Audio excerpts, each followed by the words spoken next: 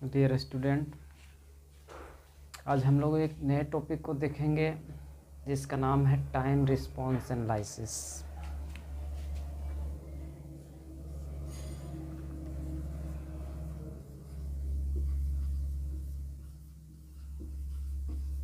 Time response analysis.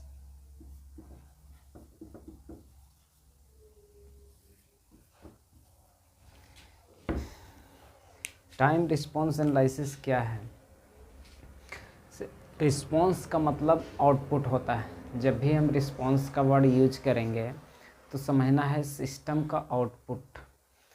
तो कोई भी सिस्टम का आउटपुट टाइम का फंक्शन हो, टाइम के फॉर्म में हो, उसके बारे में हम एनालिसिस करें, उसके कैरेक्टरिस्टिक्स के, उसके बिहेवियर के या सिस्टम के स्टेबिलिटी के बारे में हम स्टडी करें, उसी को बोलेंगे हम टाइम रिस्पॉन्स एनालिसिस। सीधा से डिफिनेशन कहता है कि the time response of a system is the output of the close loop system as a function of time.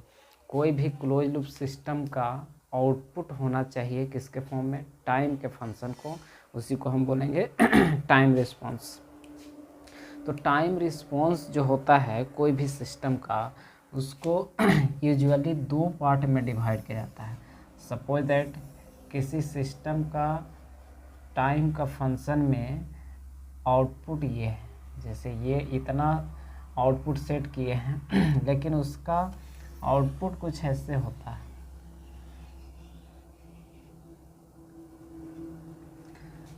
Response का जैसे कहने का मतलब है कि हम यदि किसी का आउटपुट यदि सेट करके रखे हैं, ये वैल्यू एक्स होना चाहिए आउटपुट टाइम के फंक्शन में, लेकिन जैसे उसको फर्स्ट टाइम इनर्जाइज किया जाता है सिस्टम को, पहली बार उसमें सप्लाई देते हैं, तो उसका जो आउटपुट का ग्राफ है, आउटपुट जो होता है वो सेट पॉइंट से ज़्यादा हो जाता है।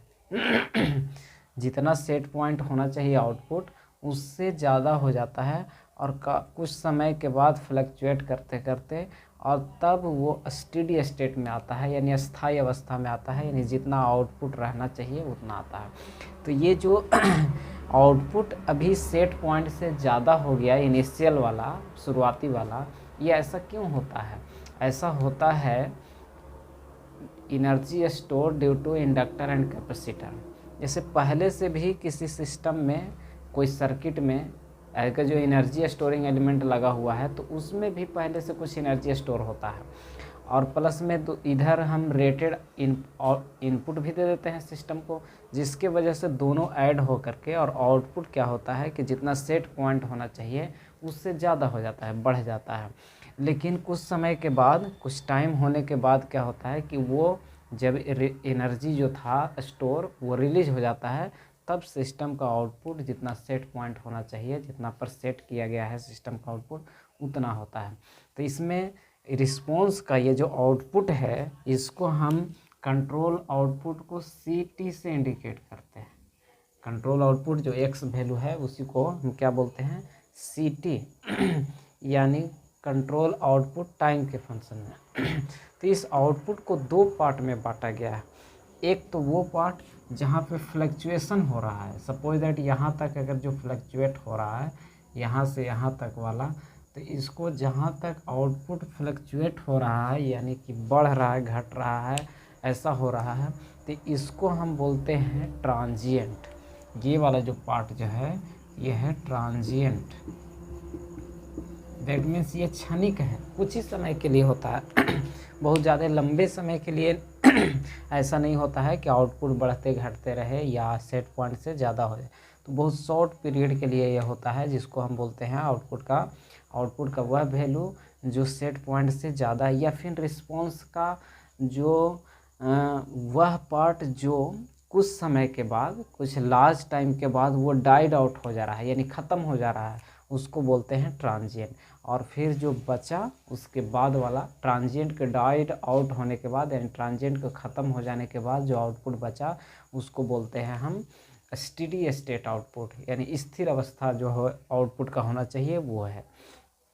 तो आउटपुट जो CT है उसको दो पार्ट में बांटा गया है।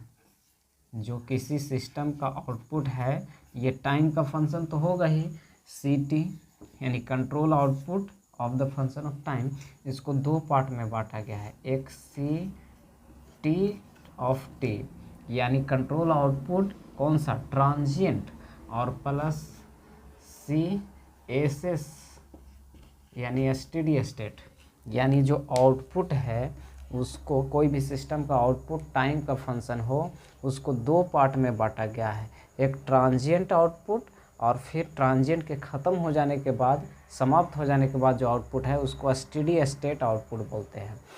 तो यही चीज़ है जहाँ पे सी टी कंट्रोल आउटपुट है, और सी टी टी जो है ये ट्रांजिएंट आउटपुट है, और सी एस एस है वो क्या है, स्टेडी स्टेट आउटपुट, या फिर बोलें कि आउटपुट यानी रिस्पॉन्स का वह पार्ट जो ट्रांजिएंट के डाइड आउट होने के बाद जो बचा उसको बोलते हैं हम स्टेडी स्टेट आउटपुट। कह रहा है कि in control system transient response is defined as the that part of time response that goes to zero at times becomes very large. Control system में ट्रांजिएंट जो है आउटपुट का वह पार्ट है जो लंबे समय के बाद ख़त्म हो जाता है, समाप्त हो जाता है, कुछ समय के बाद डाइड आउट हो जाता है, उसी को बोल रहे हैं हम ट्रांजिएंट बोलते हैं। या फिर हम ऐसा बोल सकते हैं कि सी, इसको लिखें अगर, जो ट्रांजिएंट को डिफाइन तो ऐसे किए, लेकिन मैथमेटिकली इसको ऐसे लिख सकते हैं, limit t tends to infinite, यानी लंबा समय, जब लंबा समय हो तो c t equal to zero हो जाता है। ये टाइम का इन्फिनिटी वैल्यू अगर जो हम रखें, यानी बहुत ज़्यादा टाइम दें, तो उस समय क्या होता है कि उसका वैल्यू जीरो हो जाता है, उसी को हम बोलते हैं ट्रांजिएंट। ट्रांजिएंट रिस्पॉन्स को एक और नाम से जाना जाता है डायनेमिक रिस्पॉन्स। डायनेमिक्स मीन्स होता है मोशन में, जो बॉडी मोशन में होता है उसको डायनेमिक्स बोलते हैं। तो ये आउटपुट जो है घटते बढ़ते रह रहा है रिस्पॉन्स का, इसलिए इसको ट्रांजिएंट को डायनेमिक रिस्पॉन्स भी बोलते हैं। ध्यान रखिएगा, जो भी क्वेश्चन ऑब्जेक्टिव में पूछे जाते हैं वो डायरेक्टली आपको ये नहीं रहेंगे कि the transient response of the system. ज़्यादातर क्वेश्चन में आपको रहेंगे कि the dynamic response of the system. तो आपको ध्यान रखना है कि डायनेमिक रिस्पॉन्स ट्रांजिएंट रिस्पॉन्स को ही कहा जाता है, यानी उसका उसी का सिनोनिम्स है। तो ट्रांजिएंट रिस्पॉन्स को दूसरे नाम से भी बोले हम डायनेमिक रिस्पॉन्स से। और स्टेडी स्टेट रिस्पॉन्स का आउटपुट का वह पार्ट सिंपली डिफाइन किया गया है कि टोटल आउटपुट में से ट्रांजिएंट के ख़त्म हो जाने के बाद जो आउटपुट, समाप्त हो जाने के बाद जो आउटपुट बचता है उसको बोलते हैं steady state output. The steady state response of a system simply that part of the total response that remains after transient has died out, यानी ट्रांजिएंट के ख़त्म हो जाने के बाद रिस्पॉन्स का वह पोर्शन जो बचा हुआ रह जाता है उसी को बोलते हैं हम स्टेडी स्टेट रिस्पॉन्स, या फिर बोलें स्टेडी स्टेट आउटपुट। तो सीधा से अभी हम बताएं आप लोग को कि टाइम रिस्पॉन्स क्या है। तो रिस्पॉन्स का मतलब सीधा आपको आउटपुट समझना है, यानी कोई भी सिस्टम का आउटपुट यदि वो टाइम का फंक्शन हो। एक आगे भी हम लोग पढ़ेंगे फ्रीक्वेंसी रिस्पॉन्स, जो सिस्टम का आउटपुट फ्रीक्वेंसी का फंक्शन होगा तो उसको फ्रीक्वेंसी रिस्पॉन्स एनालिसिस के कैटेगरी में रखा जाएगा। लेकिन टाइम रिस्पॉन्स एनालिसिस, कोई भी सिस्टम का आउटपुट यदि टाइम का फंक्शन हो तो उसको बोलेंगे टाइम रिस्पॉन्स। और टाइम रिस्पॉन्स को, आउटपुट को दो पार्ट में बांटा गया है, एक ट्रांजिएंट रिस्पॉन्स और दूसरा स्टेडी स्टेट रिस्पॉन्स।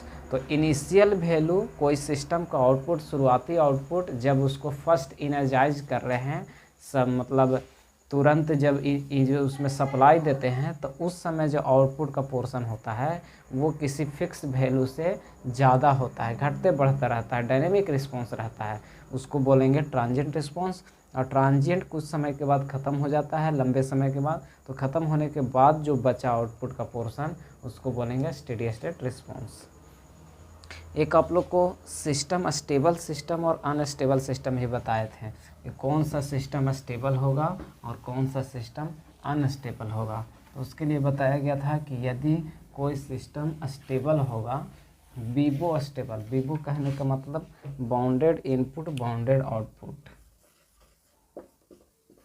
कोई भी सिस्टम बीबो स्टेबल होगा बाउंडेड इनपुट बाउंडेड आउटपुट यदि हो, यानी कोई सिस्टम है और उसका आउटपुट जो है टाइम के रिस्पेक्ट में वो सपोज दैट इस तरह से है।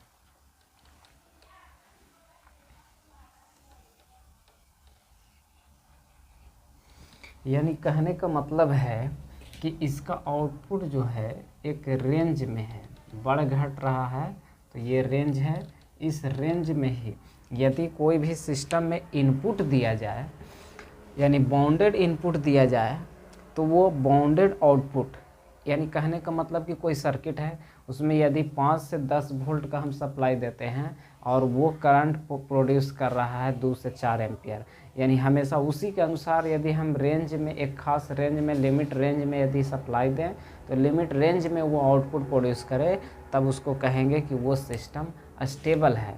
लेकिन यही कोई सिस्टम अगर जो हो उसको एक लिमिट में यदि इनपुट दिया जाए लेकिन उसका आउटपुट जो हो रहा है एक फिक्स लिमिट में नहीं है, कभी कुछ हो रहा है, कभी सपोज दैट जैसे कहने का मतलब आउटपुट दिए तो कभी आउटपुट ज़्यादा हो गया कभी कम हो गया, ऐसे रहे, तो इस तरह के सिस्टम को हम कहेंगे अनस्टेबल सिस्टम। यानी हम कहें कि कोई सिस्टम यदि उसमें इनपुट दिया जाए बाउंडेड इनपुट दिया जाए यानी एक रेंज में इनपुट दिया जाए तो एक फिक्स रेंज में आउटपुट को प्रोड्यूस करे, बाउंडेड आउटपुट को प्रोड्यूस करे, तो वो सिस्टम स्टेबल सिस्टम कहलाएगा।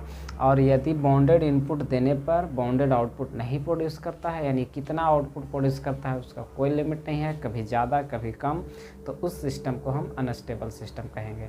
ऐसे स्टेबल सिस्टम और अनस्टेबल सिस्टम सीधा से कहा जाए कि यदि कोई सिस्टम में इनपुट देने पर आउटपुट उसका कांस्टेंट रहता हो, यानी पैरामीटर में थोड़ा सा भी वेरिएशन हो, चेंजिंग हो, तो आउटपुट में बहुत ज़्यादा इफेक्ट नहीं आए, उस सिस्टम को हम स्टेबल सिस्टम कहते हैं। यदि पैरामीटर में थोड़ा सा चेंजिंग होने से आउटपुट में बहुत ज़्यादा वेरिएशन आ जाता है तो सिस्टम अनस्टेबल सिस्टम होगा। और यहाँ कंट्रोल सिस्टम में थ्योरेटिकली डिफाइन किया गया है कि कोई सिस्टम में यदि बाउंडेड इनपुट दिया जाए बाउंडेड आउटपुट प्रोड्यूस करता हो तो सिस्टम स्टेबल कहलाएगा, और यदि बाउंडेड इनपुट देने के बावजूद वो आउटपुट बाउंडेड नहीं, एक फिक्स रेंज में नहीं प्रोड्यूस करता है तो उसको अनस्टेबल सिस्टम के कैटेगरी में रखेंगे। अब आइए हम लोग को आगे देखना है first order system. Time response analysis में बहुत सारे चीज़ पढ़ना है, ये चैप्टर थोड़ा सा लॉन्ग चलेगा आप लोग को बहुत ज़्यादा, इसलिए टाइम रिस्पॉन्स एनालिसिस का ये लेक्चर फर्स्ट चल रहा है, जो चैप्टर है इसका फर्स्ट लेक्चर हम टाइम रिस्पॉन्स एनालिसिस का बता रहे हैं आप लोग को। तो इसमें हमको सबसे पहले पढ़ना है, जो एनालिसिस करना है वो फर्स्ट ऑर्डर सिस्टम का। तो फर्स्ट ऑर्डर डिग्री आप लोग पढ़े होंगे, पावर जिसका 1 हो फर्स्ट ऑर्डर सिस्टम कहलाएगा। उसी तरह से यहाँ फर्स्ट ऑर्डर सिस्टम का एक ब्लॉक डायग्राम है, उससे हम आउटपुट निकाल लेते हैं, और आउटपुट निकालने के बाद जनरल फॉर्म है, जैसे RLC सर्किट होता है, उसको सोल्व करके एक रिस्पॉन्स निकाला गया है, आउटपुट निकाला गया है। तो उसके आधार पर हम फिर निकालेंगे अलग अलग सिग्नल के लिए, यानी इनपुट जब स्टेप फंक्शन दिया जाएगा तब उसका आउटपुट कितना होगा, या फिर जब उसको रैंप सिग्नल दिया जाएगा तब आउटपुट कितना होगा, पैराबोलिक फंक्शन दिया जाएगा या इम्पल्स फंक्शन इनपुट के रूप में दिया जाएगा तब आउटपुट कैसा होगा, और सिस्टम स्टेबल होगा अनस्टेबल होगा, या फिर स्टेडी स्टेट एरर क्या होगा। तो स्टेडी स्टेट एरर भी आप लोग को पढ़ना ये है। स्टेडी स्टेट एरर कहते हैं, एरर सीधा से आप लोग जानते हैं कि रेफरेंस इनपुट माइनस आउटपुट को एरर कहा जाता है, एरर सिग्नल कहा जाता है। लेकिन यदि स्टेडी स्टेट एरर को डिफाइन किया जाए तो the difference between reference input and output when time reaches to infinite, यानी टाइम का वैल्यू इन्फिनाइट रहे उस समय जो एरर सिग्नल का वैल्यू होगा उसको हम बोलेंगे स्टेडी स्टेट एरर। तो स्टेडी स्टेट एरर के बारे में भी हमको निकालना है। तो सबसे पहले हम फर्स्ट ऑर्डर सिस्टम देखते हैं। तो फर्स्ट ऑर्डर सिस्टम का एक ब्लॉक डायग्राम जनरल फॉर्म है,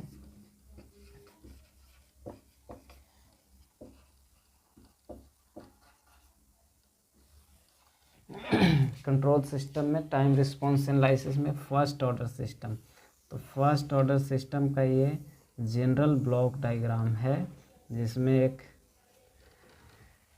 कंपैरेटर लगाया गया है, उसके बाद सिस्टम है, प्लांट जिसको बोलते हैं, ब्लॉक डायग्राम बनाते हैं, और इस सिस्टम का फिर आउटपुट होगा, और एक फीडबैक भी लगाया गया है, क्लोज लूप का ये फीडबैक एलिमेंट है। ऐसा ही कुछ ब्लॉक डायग्राम आप लोग पहले पढ़े हैं क्लोज लूप कंट्रोल सिस्टम का। ये रेफरेंस इनपुट है जिसको RS से इंडिकेट करते हैं। यहाँ पे जो सिग्नल होता है रेफरेंस इनपुट, और ये फीडबैक सिग्नल, फीडबैक सिग्नल में यहाँ फीडबैक सिग्नल में हम लगा रहे हैं यूनिटी फीडबैक, यानी यहाँ पे फीडबैक की जगह पर कुछ नहीं है। अगर जो ऐसे ही लगा सकते हैं या फिर यूनिटी, इसको डायरेक्ट ऐसे लगा सकते हैं, यहाँ ब्लॉक बनाने की कोई ज़रूरत नहीं है। ऐसे भी सेल्फ अंडरस्टूड है कि यदि फीडबैक लगा हुआ है और उसका गेन कुछ नहीं है तो फीडबैक यूनिटी होगा। और यहाँ पे एरर सिग्नल होता है, reference input minus feedback signal के डिफरेंस को एरर सिग्नल बोला जाता है, नेगेटिव फीडबैक सिग्नल है। और यहाँ पे गेन जो होता है प्लांट का वो जनरल फॉर्म होता है 1+TS या ST के फॉर्म में, और आउटपुट को इंडिकेट करते हैं CS से, कंट्रोल आउटपुट को। तो ये जनरल फॉर्म है। इस डायग्राम को आपको याद रखना पड़ेगा हमेशा कि फर्स्ट ऑर्डर सिस्टम का जो ब्लॉक डायग्राम होता है उसमें प्लांट का गेन 1/ST होता है, और फीडबैक हमको अभी मान के चल रहे हैं, फीडबैक यूनिटी फीडबैक लेकर चला जा रहा है। तो अब हमको यदि गेन निकालते हैं क्लोज लूप कंट्रोल सिस्टम का, तो वो होता है ट्रांसफ़र फंक्शन। क्या होता है क्लोज लूप कंट्रोल सिस्टम का? Transfer function output by input को कहते हैं। तो आउटपुट हमारा CS है और इनपुट कितना है RS, तो CS/RS ये हमेशा ट्रांसफ़र फंक्शन कहलाएगा। और reference input by output in control Laplace transform s के फॉर्म में लिखे हैं, यानी कहने का मतलब लाप्लास ट्रांसफॉर्म फ्रीक्वेंसी के फंक्शन। तो वो होता है कितना, ये होता है, आप लोग पढ़े हैं GS/1 प्लस, यदि माइनस फीडबैक हो तो प्लस होता है 1+GS × HS। ये चीज़ पहले से आप लोग पढ़े हैं। एक क्लोज लूप कंट्रोल सिस्टम का जो ट्रांसफ़र फंक्शन होता है, ट्रांसफ़र फंक्शन पहले बताया गया है कि transfer function output by input के रेशियो को कहते हैं इन लाप्लास ट्रांसफॉर्म फॉर्म। तो ट्रांसफ़र फंक्शन CS यानी output by input equal to होता है कंट्रोल सिस्टम का, क्लोज लूप कंट्रोल सिस्टम का GS/1 + GS HS। और ओपन लूप सिस्टम का सिर्फ जो गेन होता है वही होता है ट्रांसफ़र फंक्शन, GS को ही कहते हैं उसमें ट्रांसफ़र फंक्शन। लेकिन क्लोज लूप सिस्टम में यदि यहाँ फीडबैक नेगेटिव हो तो यहाँ प्लस साइन आता है डिनोमिनेटर में, यदि फीडबैक पॉजिटिव हो तो यहाँ पे माइनस साइन आता है, यानी GS/1 - GS HS। इस फार्मूले पर यदि हम बैठाएंगे तो CS/RS इक्वल टू हो जाएगा, GS के जगह पर है 1/TS या ST बोलें बाय 1 + GS HS। तो GS 1/ST और HS का वैल्यू कुछ नहीं है, फीडबैक कुछ नहीं है, HS फीडबैक सिग्नल है, तो फीडबैक के जगह पर यूनिटी होता है, तो यूनिटी रख दिए।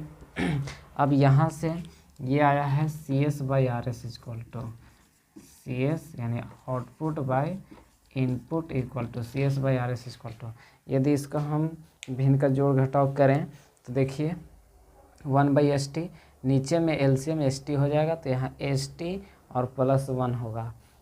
यानी इसको लिखें हम तो क्या लिख सकते हैं, ये वाला फार्मूला को अब थोड़ा सा मिटा देते हैं और इसी को लिखेंगे हम,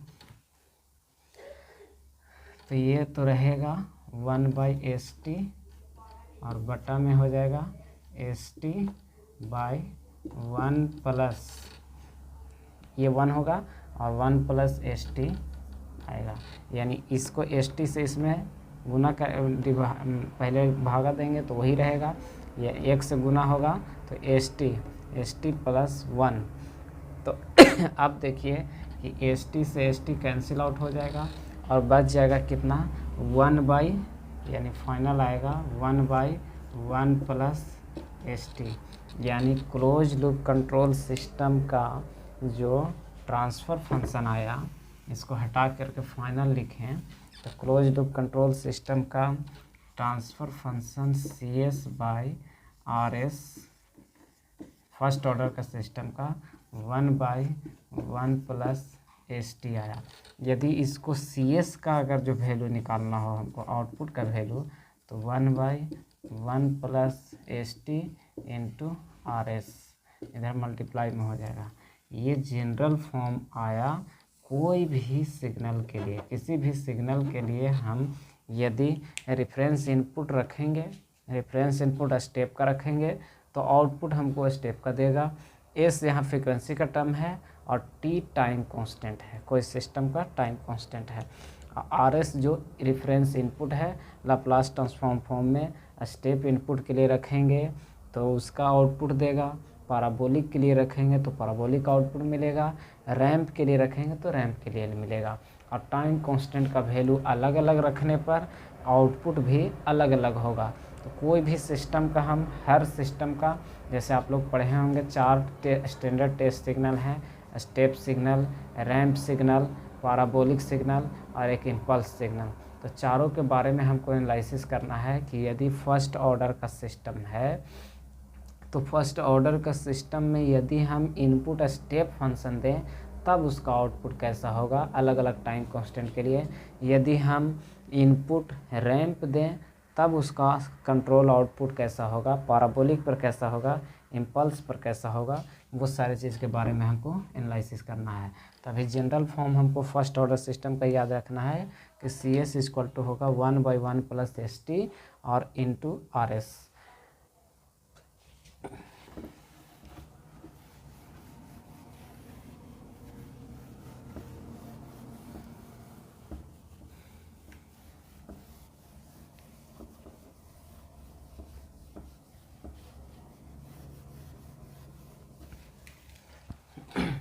तो हम निकाल रहे हैं unit step response of first order system.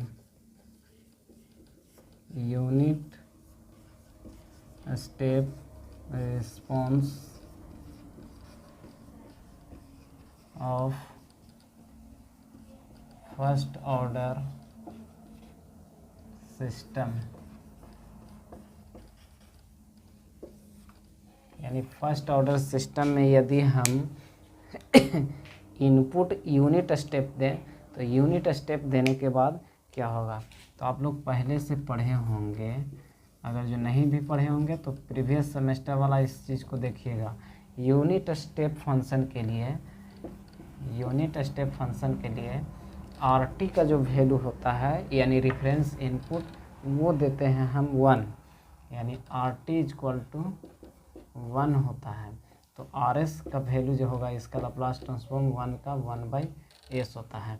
ये आपको याद रखना पड़ेगा कि यूनिट स्टेप इनपुट के लिए RT का वैल्यू यानी टाइम के फॉर्म में रेफरेंस इनपुट का वैल्यू 1 होता है और फ्रीक्वेंसी के फॉर्म में इसका अगर जो लाप्लास ट्रांसफॉर्म निकालेंगे इसी का तो EFT है, FS है तो 1/S होता है। अब यही चीज़ को हम रख दें इसमें तो CS बाई RS जो जनरल फॉर्म में था CS by RS equal to आया था 1/1 प्लस ST और इंटू RS। तो RS के जगह पर रखेंगे 1/S। ये नहीं RT नहीं रखना है, हमको फ्रीक्वेंसी के फॉर्म में रखना है यहाँ पे, क्योंकि हम जो लाए थे CS equal to CS by RS equal to RS यहाँ नहीं रहेगा तो CS इक्वल टू ये लाया गया था 1/1 प्लस ST इंटू 1/S। अब इसको सोल्व करेंगे तो ये फाइनल हो कितना गया तो CS इक्वल टू रह गया 1/S इंटू 1 प्लस ST। ये आया फार्मूला। अब इसको हमको निकालना है, जो रिस्पॉन्स निकालना है वो किसके फॉर्म में, टाइम रिस्पॉन्स निकालना है, यानी आउटपुट टाइम के फॉर्म में होना चाहिए। तो ये फ्रीक्वेंसी का भी फंक्शन है, हमको टाइम का फंक्शन होना चाहिए। उसके लिए क्या करेंगे हम तो इसका लाप्लास इन्वर्स निकालेंगे। अब लाप्लास इन्वर्स निकालने का जितना मेथड है, लाप्लास इन्वर्स निकालने का क्या मेथड है 1/S into 1 plus ST equal to partial fraction इसका तोड़ेंगे तो एस के लिए 1/s लिखेंगे प्लस यहाँ पे b is equal to b/1 plus st लिखा गया। ये पार्शियल फ्रैक्शन तोड़ने का नियम या लाप्लास इन्वर्स निकालने का आपको पहले से बताया गया है। अब a का वैल्यू निकालेंगे तो a का वैल्यू में ये 1 को रखते हैं ऐसे ही, और s को छोड़ करके ये 1 plus st at s is equal to कितना, तो इतना इजक्वल टू 0 पुट करते हैं, इसके डिनोमिनेटर में रहता है तो s इक्वल टू 0 पुट करेंगे, तो 0 जब पुट कर देंगे तो a इजक्वल टू 1 आ जाएगा, यानी a इजक्वल टू 1 a का वैल्यू निकल गया। ठीक उसी प्रकार से फिर निकालिए b का वैल्यू, तो b का वैल्यू कैसे निकलेगा,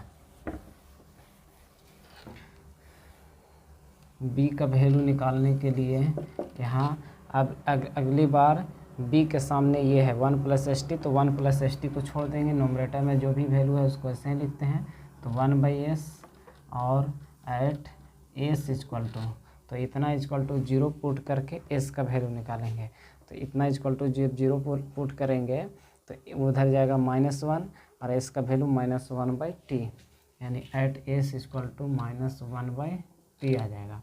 तो इसमें s का वैल्यू -1/t रखिएगा तो b is equal to 1/-1/t, that means t हो जाएगा, सिर्फ -t आएगा b का वैल्यू -t आ गया। अब इसमें cs का वैल्यू रखिए,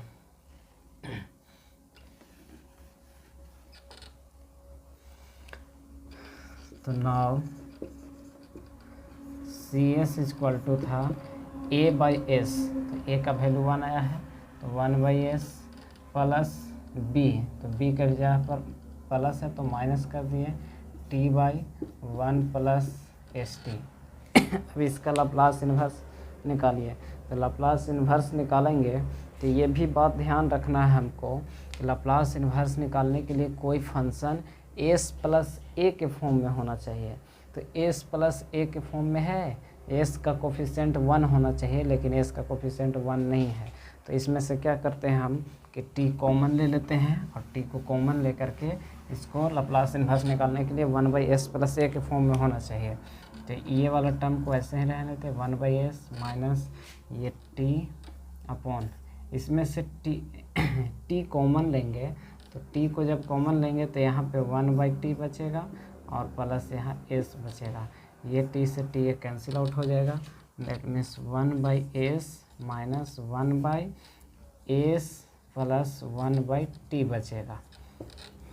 अब हमको इसको 1/s प्लस a के फॉर्म में ला दिए। अब इसका लाप्लास इन्वर्स निकालिए,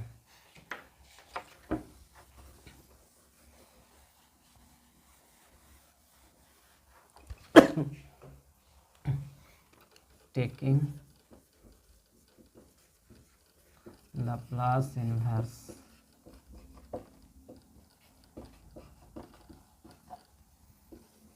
तो लाप्लास इन्वर्स निकालेंगे तो cs का लाप्लास इन्वर्स ct हो जाएगा, तो ct इक्वल टू 1/s का लाप्लास इन्वर्स 1 होगा, 1 या ut होता है, और माइनस 1/s प्लस a का e to the power -at होता है, तो e to the power minus a के जगह पर कितना है 1/t इंटू स्मॉल t, ये आ गया आउटपुट। यानी कि फर्स्ट ऑर्डर सिस्टम में यदि हम यूनिट स्टेप फंक्शन को इनपुट के रूप में दें तो उसका आउटपुट जो होगा वो कितना होगा 1 minus e to the power -1/t capital T into small t, जहाँ कैपिटल T टाइम कांस्टेंट है। अब हमको अलग अलग टाइम कांस्टेंट के लिए वैल्यू निकालना है, different value of time constant t के वैल्यू के लिए, तो यदि हम करें अब इसमें निकालें कि at t is equal to t 1t, यानी ये t का वैल्यू टाइम कांस्टेंट के बराबर हो जाए तब कितना होगा, तब ct का वैल्यू जो आएगा, ct का वैल्यू निकालिएगा तो कितना होगा, इसमें रखिए 1 minus e to the power -1/t, और ये t के जगह पर भी हमको t रख देना है, तो ये कैंसिल आउट हो जाएगा, -1 आ जाएगा, यानी 1 minus e to the power -1, और इसका वैल्यू यदि सोल्व कीजिएगा कैलकुलेटर में 1 माइनस ई के पावर -1 का वैल्यू, तो 0.632 आता है, 0.632।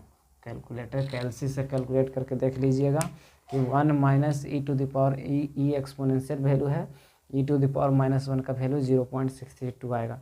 इसी तरह से टाइम कांस्टेंट का अलग अलग वैल्यू के लिए यदि टी का वैल्यू हम 2t रखें तो 2t रखने पर आउटपुट जो होगा सी टी का वैल्यू अलग अलग टाइम कांस्टेंट के लिए निकाल रहे हैं, तो 1 minus e to the power -1/t और इंटू 2t, तो ये t से t कैंसिल हो जाएगा, यानी अगली बार आ जाएगा 1 minus e to the power -2 और ई टू द पावर -2 का value 1 minus e to the power -2 का वैल्यू निकालिएगा तो ये आएगा 0.864, 0.864। फिर इसी तरह से 2-4 वैल्यू ले लीजिए। t इक्वल टू यदि 3t रखें हम तो सी टी का वैल्यू कितना आएगा, 1 minus e to the power -3 आ जाएगा, t से t कैंसिल हो जाएगा, और 1 minus e to the power -3 का वैल्यू निकालिएगा तो ये आएगा 0.9502। तब रही सवाल कि ऐसे t का वैल्यू कितना हम रखते जाएंगे, तो t का वैल्यू उतना तक रखना है जहाँ पे सी टी का वैल्यू लगभग 1 के बराबर आ जाए, क्योंकि हम आर टी का वैल्यू क्या दे रहे हैं, आर टी का वैल्यू यूनिट स्टेप फंक्शन में 1 दे रहे हैं, तो लगभग आउटपुट जो है वो 1 आ जाए, तो वहाँ तक हमको वैल्यू को रखते जाना है। तो एक और वैल्यू रखते हैं, c t equal to 4t, t equal to 4t, तो सी टी इक्वल टू आ जाएगा 1 minus e to the power -4, और 1 minus e to the power 4 का वैल्यू निकालिएगा तो ये आता है 0.981। अब हमको ऐसा लग रहा है कि 0.981 लगभग यूनिटी के बराबर आ गया है, और भी वैल्यू रखिए जो एकदम 0.991 के फॉर्म में आ जाए, इस फॉर्म में यानी 1 के लगभग आ जाए, तो उसी के फॉर्म में हमको रिस्पॉन्स निकालना है। यानी लगभग ये लग रहा है कि टाइम कांस्टेंट टी का वैल्यू यदि टाइम का वैल्यू 4t हो, यानी टाइम कांस्टेंट का 4 गुना हो जाए। अब टाइम कांस्टेंट आप लोग जानते हैं कि आरसी सर्किट के लिए आरसी होता है, आरएल सर्किट के लिए L/R होता है, तो वो टाइम कांस्टेंट है अलग अलग सर्किट के लिए। तो यदि टाइम का वैल्यू 4 गुना टाइम कांस्टेंट का हो तो लगभग आउटपुट जो है वो स्टेडी स्टेट के फॉर्म में आ जा रहा है, यानी यूनिटी के फॉर्म में यूनिटी आ जा रहा है। ये सारे वैल्यू का लेकर के यदि हम ग्राफ बनाएं तो ग्राफ कुछ इस तरह का ग्राफ बनेगा, इधर टाइम का वैल्यू है और इधर सी टी यानी रिस्पॉन्स का वैल्यू है।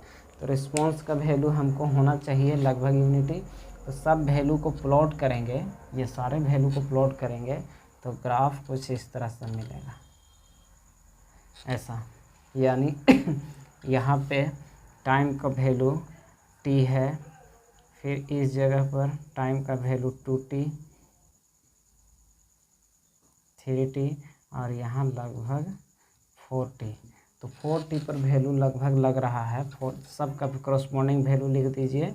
y का वैल्यू 4t पर जो वैल्यू मिल रहा है सो 3t पर वैल्यू मिल रहा है 2t पर, यानी सभी पॉइंट को ले करके और ग्राफ खींचा गया है। तो t का वैल्यू जब t रहता है तो उस समय वैल्यू आया है 0.632, तो यहाँ पे होगा 0.632। उसके बाद t का वैल्यू जब 2t है तो उस समय y का वैल्यू 0.864 आया है, फिर 0.952 और फाइनल जो आया है वो आया है t इक्वल टू 40 पर 0.981 ये वैल्यू आया है। तो 0.981 लगभग यूनिटी के वैल्यू है, ये कांस्टेंट यूनिटी स्टेडी स्टेट के फॉर्म में आया है। तो इस तरह का ग्राफ हम बना सकते हैं, अलग अलग टाइम के लिए निकाला गया है इसका आउटपुट, कि जैसे ओम्स लॉ में कैसे पढ़ते हैं कि v का वैल्यू अगर जो चेंज करें तो उसी के करस्पॉन्डिंग i का वैल्यू चेंज होता है, r कांस्टेंट रहता है।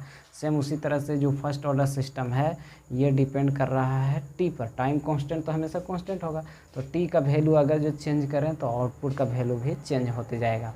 तो अलग अलग डिफरेंट वैल्यू ऑफ टाइम के लिए आउटपुट जो हमको मिलता है ये यूनिट स्टेप के लिए वो आया इस तरह से। तो अब हम इसको और भी देखते हैं, ऐसा तो करके निकाला ही गया है, लेकिन साथ साथ यदि टाइम कांस्टेंट का वैल्यू कुछ चेंज रहे, यानी ये दो टाइम के लिए कंपैरिजन करके निकाले हम इसके ग्राफ को। सपोज दैट ये यही ग्राफ टी और इधर हम output control output c t को ले रहे हैं। तो यदि उसका टाइम कांस्टेंट किसी का यूनिटी आउटपुट यूनिटी यहाँ पे स्टेडी स्टेट है, तो एक टाइम हम t1 के लिए निकालें तो यह आया, दूसरे टाइम यदि t2 के लिए निकालेंगे तो कुछ ऐसा जाएगा, जहाँ पे ये ग्राफ ये t2 टाइम के लिए है यानी दूसरे टाइम के लिए है, और ये वाला ग्राफ t1 टाइम के लिए है। जहाँ पे ऐसा मिलेगा कब, जब t2 का वैल्यू दूसरे टाइम का वैल्यू ये बड़ा है t1 से, यानी टाइम का वैल्यू बड़ा रहेगा तो सिस्टम थोड़ा सा फास्टली जाएगा, और टाइम कांस्टेंट का वैल्यू जो रहेगा यानी कि लार्ज टाइम कांस्टेंट ज़्यादा रहेगा। जैसे टाइम कांस्टेंट क्या था, ऐसे आया था 1 minus e to the power minus 1/t into t है, तो टाइम कांस्टेंट का वैल्यू ज़्यादा रहेगा तो स्लो सिस्टम जो होता है वो स्लो हो जाता है, ये स्लगिश हो जाता है, क्योंकि 1 माइनस ई के पावर माइनस कुछ 1/t को घटाएंगे तो और वैल्यू छोटा मिलेगा, और यदि छोटा वैल्यू मिलेगा तो ये जो होता है सिस्टम का रिस्पॉन्स जो होता है वो स्लो मिलता है, यानी बढ़ेगा उसका वैल्यू बहुत ही कम। तो ये भी कभी कभी क्वेश्चन में पूछता है कि ये लार्ज टाइम कांस्टेंट जो होता है, अगर जो सी इसका आउटपुट निकालें ct या फिर ct के जगह पर क्या निकाल रहे हैं 2 का वैल्यू, यानी दूसरा टाइम कांस्टेंट का वैल्यू, तो ये c2t का वैल्यू आउटपुट मिलेगा, ये बहुत छोटा मिलेगा एज कम्पेयर टू t1 का वैल्यू क्या था, t1 का वैल्यू कम है, यानी टाइम कम रहेगा तो आउटपुट का वैल्यू ज़्यादा मिलेगा, और यदि टाइम का वैल्यू ज़्यादा रहेगा यानी ज़्यादा टाइम कांस्टेंट रहेगा तो ये सिस्टम का C22 का वैल्यू कम मिलेगा। यानी ऐसे भी सोच सकते हैं कि ये थोड़ा शॉर्टली है, जो फास्टली आउट हो रहा है, और ये वाला ज़्यादा वैल्यू देगा। तो ये भी क्वेश्चन में पूछता है कि ये लार्ज टाइम कांस्टेंट गिव्स, तो आपको ऑप्शन में होगा लार्ज टाइम कांस्टेंट रहेगा तो स्लो या स्लगिश सिस्टम देता है, यानी स्लो यानी आउटपुट का वैल्यू कम मिलेगा as compare to small time constant के तुलना में। अब ये फिगर आपको यदि कभी भी आपको एग्ज़ाम में पूछ दे कि find the time response analysis या फिर explain the time response analysis for unit step input, तो यूनिट स्टेप इनपुट के लिए आपको जितना डेरिवेशन निकालें आउटपुट का जनरल फॉर्म में यदि उसमें रखना पड़ेगा आपको इनपुट का वैल्यू RT=1 और RS=1, और अलग अलग टाइम के वैल्यू के लिए निकाल करके ये ग्राफ शो करना है आपको।